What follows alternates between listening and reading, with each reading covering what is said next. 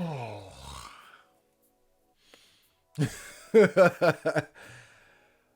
man. Hello people. So this video is called The Fake Victories of Donald Trump. So I don't know if you guys remember. I mean, we're clearly based on this hat, but leading up to the election, I was about close to voting for Donald Trump.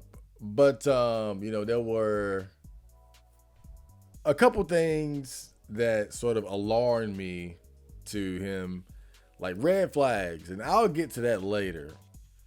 But of course, Donald Trump won, and here we are. We are experiencing the Donald Trump presidency. These are my notes. It's all gibberish. We're all experiencing the Donald Trump presidency right now, and I see quite a few people still riding the Trump bandwagon when at this point doesn't really make a lot of sense to me. Because I think that a lot of the things that he's done so far are not really significant in terms of actually being positives for the American people. I think that a lot of what he's done so far has been, he's pretty much given out crumbs to the American people to give the illusion of significant change, at least positive significant change. And I want to break down how this is happening and what's going on right now, and why I think a lot of the so-called victories that the MAGA hats are attributing to the Donald Trump presidency aren't really victories.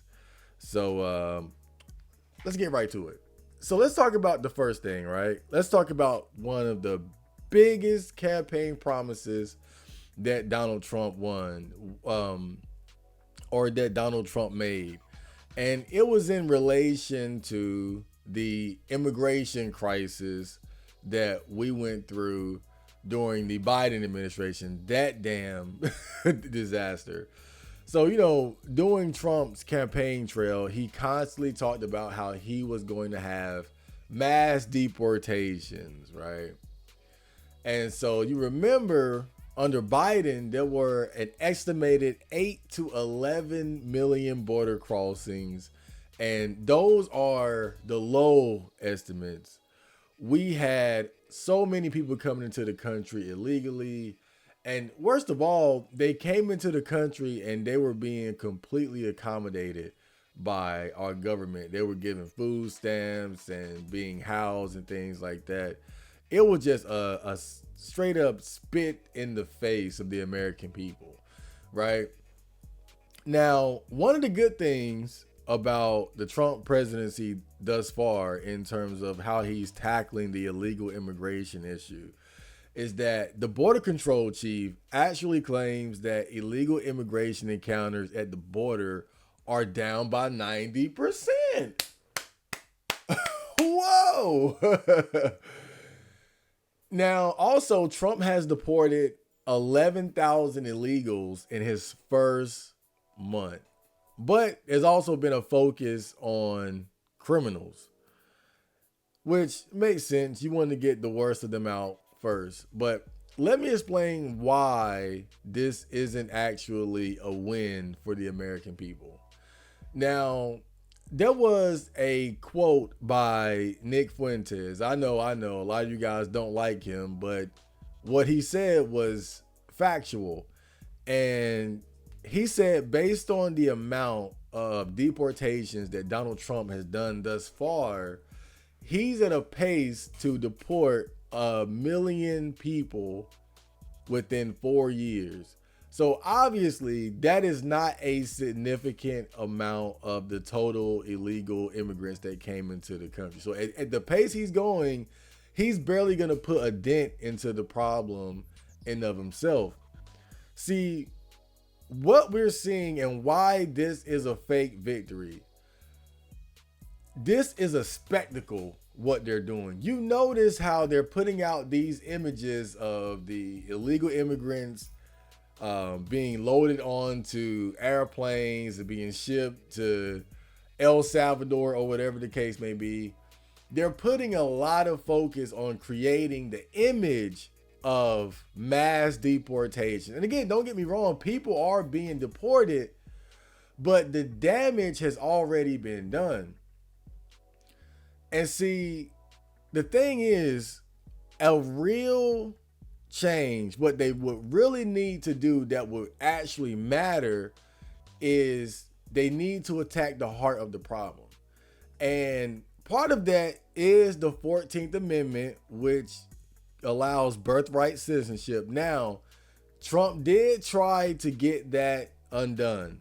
Now, but we all knew that was never going to work, right? We all knew that was never going to work. Now, if you want to give him credit for at least trying to do that, then fine. But I feel like the fact that Congress or our government is unwilling to get rid of the 14th Amendment, which is an obvious loophole to allow people to come into the country illegally and to create anchor babies, it shows that they don't really want this problem to be solved. But even more so, the main thing and the main problem is that they keep accommodating them. If you really want to stop illegal immigration, then you need to stop accommodating these people. Don't allow them to get a social security number. Don't allow them to get a driver's license, an ID. Don't allow them to work. Don't allow them to get government assistance. When you look at all the accommodations that are given to them, it shows that this is by design. They want illegal immigration to happen. And whether or not Donald Trump actually wants to deport all of the illegal immigrants doesn't matter, because it's not going to happen. Donald Trump is not bigger than the program, whatever that may be. So the powers that be are never going to allow him to attack the mechanisms of the system that allow and accommodate mass illegal immigration in the first place. Fuck deporting them. Look, if you just got rid of the 14th Amendment and stopped accommodating them, what are they going to do? They would have no choice but to go back. You can't get a social security number. You can't get a job. You can't file taxes. Basically, you're barring them from participating in society. That's how you would actually fix the problem, but they're never going to do that. All they're doing is putting on a spectacle of deportations to give the illusion of progress. Oh, things are happening now. They're getting deported. It's a fake victory to placate the Trump supporters, to placate the MAGA movement, to make it seem like, oh, he's trying, he's doing something. He ain't done shit. All they've done is kind of scrape the crust off the top of the pie, but the damage is already done. You know, it's kind of like if you have a bank and the vault is wide open and millions of dollars get taken out, and then suddenly somebody comes and they close the vault door, right? Okay, well, you closed the vault door, but the money is still gone. The damage is done, and nobody was held accountable. You never caught the people that did it. You just closed the door. That's kind of what's happening. And this is going to be the structure of most of these fake victories that you're going to see, is that little things are happening, but the main thing you'll notice, and watch for this throughout the entirety of the Trump administration or any presidential administration. I mean, this is a global issue, but watch how no matter what, no one of importance is ever going to be held accountable for the damage that's done to the country. Because if you think about it, the illegal immigration agenda is already complete. They've already got millions of people into the country illegally that are never going to leave. So it's done. It's done. So let's go to the next one, right? So now we have the trans agenda. And so he made an order to ban transgender federal workers from using the bathroom of their preferred gender. He also banned transgender athletes from playing in women's sports. He tried to ban transgenders from joining the military. I think that one failed, didn't go through. But okay, so why is this another fake victory, right? So I call this killing the monster that you created, right? And I think one of the unfortunate things about the transgender community is that they were propped up by the system and used, and really in a lot of ways that the black community is too. Because realistically, when you look at the transgender community, it's a very small percentage of people.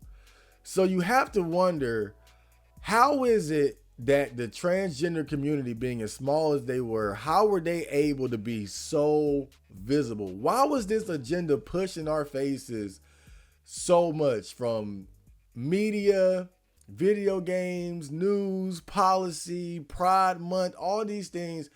How was all these things able to happen? This whole agenda was propped up by the system, by our government. It's by design.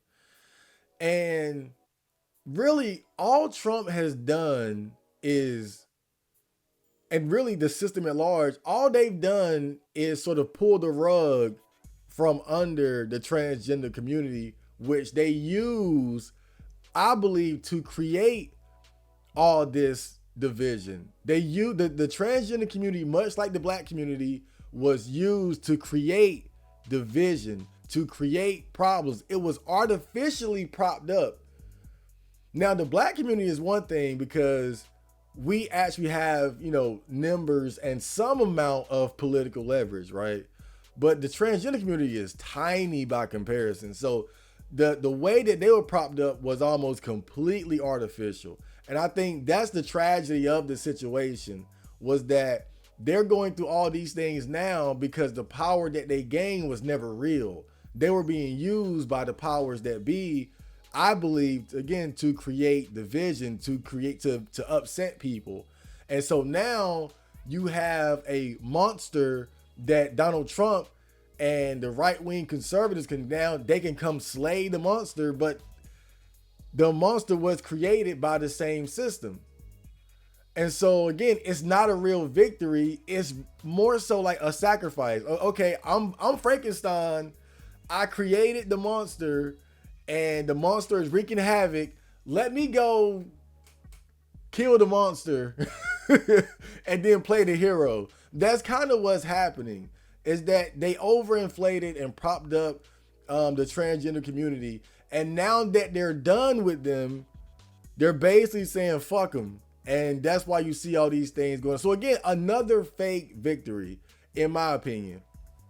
And so next, we got DEI.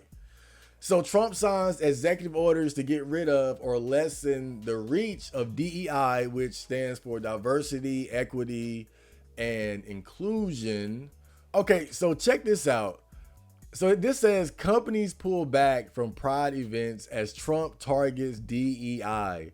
Pride organizers say major longtime backers are reducing their support as corporate America retreats from diversity initiatives under President Trump. So when it came time to plan San Francisco Pride this year, Suzanne Ford, the organization's executive director, reached out to some longtime corporate sponsors to ask how they plan to support the event.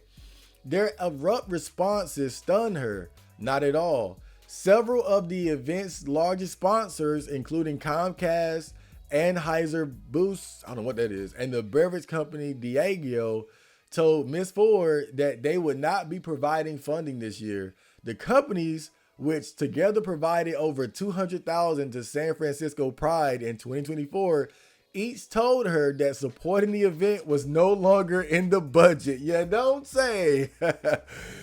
So that's one of the effects that have resulted from Trump's attack on DEI. Now, the thing is, and we've been already talking about this, a lot of the propping up of the transgender community, the gay community, all minorities, it was fake. It was artificial. The second that Trump and his administration pulled the rug from under these programs, these different companies, they backed out. It was never a legitimate concern for minorities. This was an agenda. The money they put behind these things, the promoting of different minority groups, it was an agenda. It never came from the heart. They never gave a fuck about you or me. And that right there tells you everything. So, and then you also have federal employees being fired. So it says here, federal employees across several government agencies filed a class action complaint Wednesday against the Trump administration, claiming it unlawfully fired employees for DEI activities as part of President Donald Trump's sweeping executive order that banned diversity, equity, and inclusion throughout the federal government. The administration fired employees it perceived as being associated with DEI. The filing alleges, including those who were not involved in any DEI-related activities or whose only DEI-related activity was involvement in training or employee resource group. So this also affected people's employment. You know, there were people who were hired in order to meet these diversity quotas. You got to have a certain amount of women.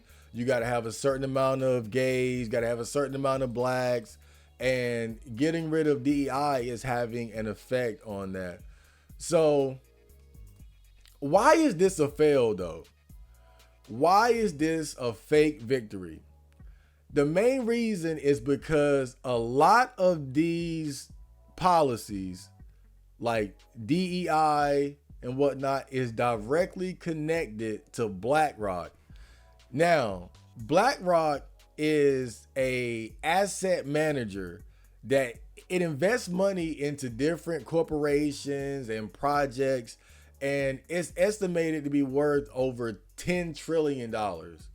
So essentially what they do is they invest their money according to who is going to promote the agendas that they want.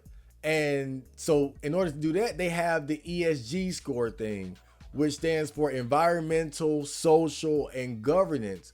And so again, you have this $1 trillion asset manager, and they're going to invest their money based on who is promoting their ESG or their different agendas that they want. It's kind of like when you look at video games and why you notice all of a sudden you have all this transgender representation, or when you look at like the Harry Potter game or that space game, and people are like, why are there so many minorities in these games? Like it seems so blatantly forced. This is where all that shit comes from. BlackRock and this whole ESG score thing. They invested their money according to whoever was going to promote these different agendas. Now, you can say that these companies might have really felt like some sense of, hey, like, yeah, let's add a transgender character. Let's make a right. There could have been some genuine feelings behind it, but there was definitely a monetary incentive to do these things along the way because of BlackRock and how they spread their money around. And so what Trump revealed recently was that he was going to, no, it says here, Panama Canal Port sold to BlackRock in victory for Trump. So it's like, wait a minute. Wait a minute now. You're trying to tell me that getting rid of DEI is a victory when you're working alongside the same group, the same entity that implemented the DEI and the ESG score bullshit in the first place. So essentially what Trump was doing, he was working to get the Panama Canal just to sell these ports to BlackRock. Again, BlackRock is part of the problem. And it's crazy because, you know, people like Alex Jones, one of the biggest voices in the alternative media space, has been dick riding Trump so hard. And I see how every step of the way he is coping and trying to make these moves seem like 5D chess, right? like, Donald Trump just wants BlackRock around so he can use them and then flip the switch. Like, fucking bullshit. But that's why this is a fake victory. Again, what we're witnessing, people, as they get rid of some of these agendas. Now, really, some of these agendas have already done the damage that they need, like the illegal immigration stuff. But what we're seeing is actually a pivot. It's the same power structure, but they're pivoting to new agendas. Okay, we're done with this transgender, DEI, ESG shit. What's the next one? People like David Icke, they think that the pivot now is going towards technocracy and the use of AI in order to gain more control and influence over the population. So I think all this is, again, it's a pivot. Because if this was a real victory, Donald Trump wouldn't be working hand in hand with the same entity that created these problems in the first place. It doesn't make any sense. So let's get to the next one. The war in Ukraine. So another one of Trump's big campaign promises was to swiftly end the war in Ukraine and the lavish spending the American government has been doing to prolong the war. Now, I'm sure we all remember when Zelensky came to America and had that meeting with Donald Trump and JD Vance, and it was a big spectacle. And it's just like I said before, you're going to see a lot of that. You're going to see a lot of spectacles because it's to give the illusion of progress. It's to give the illusion of, oh, I'm doing what I said when I'm really not. So after that disastrous meeting with Zelensky that had them, slinging shit at each other, Trump did pause the aid to Ukraine and then unpaused it. So I remember when they said the aid to Ukraine is paused, I was like, wait a minute, pause? If it's paused, that means you can just hit the play button and it's back in action. So I knew that didn't really mean shit. Now, if you say stop, end it for good, okay. But when I saw pause, I was like, nah. And look, let me tell you how effective this was, right? So I was talking to my mom and she swore down. She was like, there's no way Trump is going to start giving the Ukraine money anymore. And she knew this for a fact. And I'm like, I don't know, Mom. Like, I think that they're going to, unpause it and start giving them the money again. And she was like, no, you're wrong. And then I went and I checked and they had already unpaused it. And I told her and she was like, what? And see, that's the effectiveness of these spectacles that they put on, right? So it's like, to the average American that's not staying up on this, you see the Zelensky Trump battle in the White House, and then you find out that the aid is paused, and you like, well, yeah, he did it. That's it. Like, he ain't giving them no more money. But right after that, they unpaused it. So all we're getting is these little fake victories and spectacles, like I said.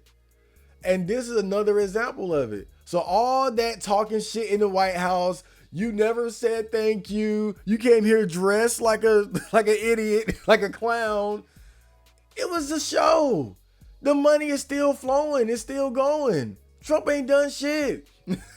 And so they had a ceasefire on energy and infrastructure specifically, but that's not a total ceasefire. And the reason why Russia didn't agree to a ceasefire was because that would give the Ukrainians opportunity to like rearm and, get a rest. Like, why would you agree to a ceasefire when you have the advantage, basically? So they weren't even able to get that done. So really, so far in the Ukraine situation, we have nothing. And why do we have nothing? Because Donald Trump, his administration, and like I said, I know I'm putting a lot of this on Trump, but I think it's becoming more clear that the president only has so much power, really. There is a program, there is an agenda that is beyond the president, really.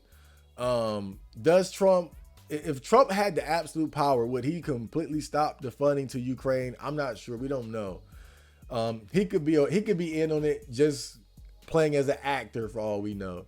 But the point is, the program is send aid to Ukraine, continue to allow Ukraine to act as our spear in this proxy war against Russia at the expense of their male citizens that are being forcefully drafted, kidnapped off the street to go die in this senseless war. And like I said before, Trump, whatever the program is, Trump, he ain't bigger than it because that money's still going. So another fake victory, a fail, a nothing. So the next one, this is a big one. So a lot of people voted for Trump because they felt like he was going to be a president of peace, right? I'm going to end the war in Ukraine. I'm going to end the conflict in Gaza. So when people ask me, why didn't you vote for Trump? You got the hat. Fuck this hat. Fuck this hat. I'm putting my Cowboy Bebop hat back on. The damn hat. This fucking hat should say, make Israel great again. Then it'd be accurate. But people ask me, why didn't I vote for Trump? And I was this close. I was like, right? Because when I look at Trump's first term, there really wasn't much I could point to that I could say I hated that he did. And I even went back and did research on the specific things that he done. There were a few things like, abortion. I didn't necessarily agree with that. And even then you saw some of the early signs of his allegiance with Israel, right?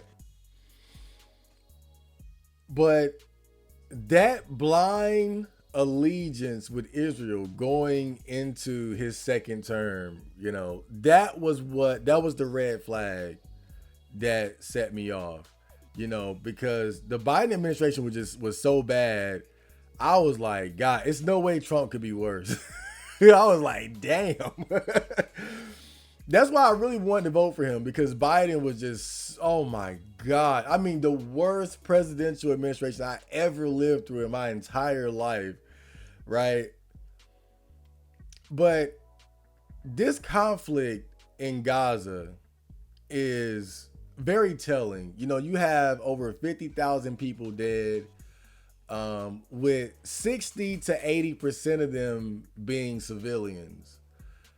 And we all know about October 7th and what led to this, but when it comes to war, there is a certain way about conducting war that is acceptable and not acceptable. When you look at the war in Ukraine, for instance, terrible situation. But most of the people killed are enemy combatants on both sides. Now, of course, civilians get caught up between the fighting in just about any war. But the amount of civilians that have been killed in this conflict in Gaza is completely unacceptable. And I think most of us understand that. And to see Donald Trump not condemn Israel at all, I mean at all, not even a little bit, I knew there was something wrong with him then. Anyone who would do that have to have some sort of like either psychopathic tendencies or they just don't give a fuck. And recently they had that video that came out. There were 15 medical workers that were killed in Gaza who were just going around trying to, administer first aid to people that were hurt and injured.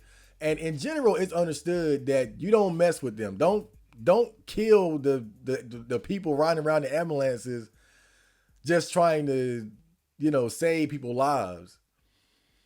And these 15 people, they were found in a mass grave, buried with the ambulances that they were riding on.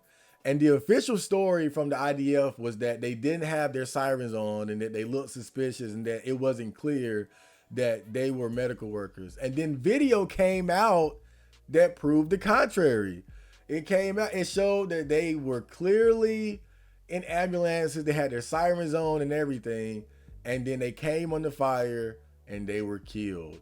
And the fact that they were buried with their ambulances shows that this was a cover-up. This was a blatant, undeniable war crime. Regardless of who you feel about who started the war and whatnot, a war crime is a war crime. And that's what's going on. And the fact that Donald Trump has sided with Israel 100%, that's what made me not vote for him. And Lord, am I glad I trusted my instincts on this. But you know, this issue, as far as like our connection with Israel, it goes back very far, you know, and I'm not going to get too much into it because I know I'm on YouTube, right? I get in trouble every time I talk about Israel on YouTube. So I'm not going to go too far into it, but you know, if you do the research, you'll see that our involvement in wars throughout the Middle East has direct ties to the goals of Israel, more so than our own. Again, I'm not going to get too much into it. Do your research. If you take out Saddam's regime, I guarantee you that it will have enormous positive reverberations on the region. And I think that people sitting right next door in Iran, young people, and many others will say, the time of such regimes, of such despots, is gone. There is a new age. Something new is happening. And that is speculation on your part, or you have some evidence to that effect? I was asked the same question in 1986. I had written a book in which I had said that the way to deal with terrorist regimes, well, with terror, was to deal with the terrorist regimes. And the way to deal with the terrorist regimes, among other things, was to apply military force against them. The way we did in Afghanistan. But the fact that Trump has completely aligned with Israel and their agenda,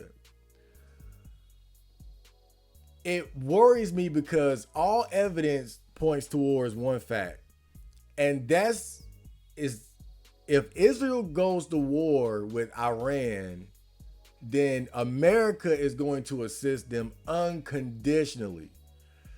And we're already bombing and killing enemy combatants and civilians in Yemen on their behalf. So you already see that going on. We're already dropping bombs over there in the countries that are trying to, you know, support Gaza and what they're going through. And I think it's safe to say that at this point, most of us don't want to go to war with the Middle East, even if it's on the behalf of our greatest ally. And if you vote for Trump, if you support Trump, that's what comes with it. And that was clear to me even before he got into office. And that's why I didn't vote for him. And then you also have the thing with the attacks on free speech. You know, anybody who has the opinion that the way Israel has been conducting themselves in this war is unacceptable, now that's considered to be anti-Semitism. And now that's been used as an attack on free speech. So again, man, there are some major issues with the Trump presidency as I see it. And I got to be honest, I'm glad I didn't vote. I'm glad I didn't vote for that motherfucker. But the last point I want to make, and I have to reiterate this. What you're going to notice throughout the entirety of this presidency is that no one important will be held accountable for anything. And that's what we always see. And that's how we have to understand that a lot of this separation or perceived separation, you know, the blue versus red, Republicans versus Democrats and all that, a lot of that is bullshit. They all answer to the same leaders. They all answer to the same powers. They're all in this shit together. They might have their differences and might be legitimately vying for more power within that structure, right? But in the end, they all follow the same major agendas, and no one important will be held accountable. It's kind of like when you look at the release of the John F. Kennedy files, right? Okay, that's great. We got the John F. Kennedy files, and we go through them, fucking boring 80,000 pages. Maybe my attention span just ain't that good. But the point is, okay, we got it now. But who's going to be held accountable for John F. Kennedy being assassinated? If it was the CIA or Lyndon B. Johnson or Ben Gurion, Allen Dulles, whoever, most of the people who could have or may have played a role in this assassination, they're already dead. There's no one left to hold accountable. So what does it matter that we've been given the John F. Kennedy? It's done. Agenda complete. Like I said, these are crumbs that they're giving you to give you the illusion of a victory, to give you the illusion that they're on your side. Oh, we give you the JFK files. See? We care about the conspiracy. Meanwhile, nobody is going to be held accountable because they're all dead or too old. So it doesn't matter. This is a way to buy or to get your support, to trust them. The same thing with the Epstein files, right? All this time, and we still ain't got not one damn document, right? And even if something is released, nobody important is going to be held accountable, right? And I'm not saying this happened, but let's say hypothetically, Mayor Adams, they find out he was involved on Epstein Island having a little bit too much fun. You're not going to see him getting locked up in handcuffs and sent to prison, or anybody in Congress. I guarantee you, whatever happens with those Epstein files, nobody of significance is going to be held accountable. And that's the major point, and that's what you have to look out for. Because a lot of the so-called victories that we're seeing are ultimately meaningless if nobody is held accountable. Same thing with the mass firing of the federal workers, right? So it's like, what does that do when you see them gutting these programs where we're wasting millions of dollars promoting our bullshit agendas in Uganda or Lithuania or some crazy shit like that, right? Okay, well, they're stopping the funding for these things, but then where is that money going to go? What is that money going to go towards? Is it going towards the American people? I don't think so. And then again, firing those federal workers and whatnot. See, again, the illusion of doing something. Those federal workers, they're like maybe a rung or two up the ladder above the average person. So still, we're not seeing anybody of significance being held accountable. These are just everyday federal workers losing their jobs. But stupid people would celebrate that, like, oh, look, these people losing their jobs. Those people are just like, again, like one level above you. So it's nothing to sacrifice them. It would mean something if half of the goddamn House of Representatives were fired or gutted or booted out. That would mean something. If half of these judges were kicked out or impeached or whatever the case may be, that would mean something. But federal workers, fuck them. They're replaceable. They're going to be replaced by AI. It doesn't mean anything. Fake victory. Fuck this Cowboy Bebop hat too.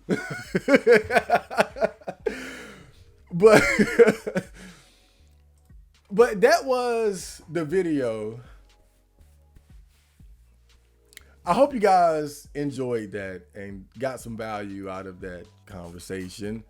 Make sure you guys like the video, subscribe, and please leave your comments below. So I will see you later. Ciao, man.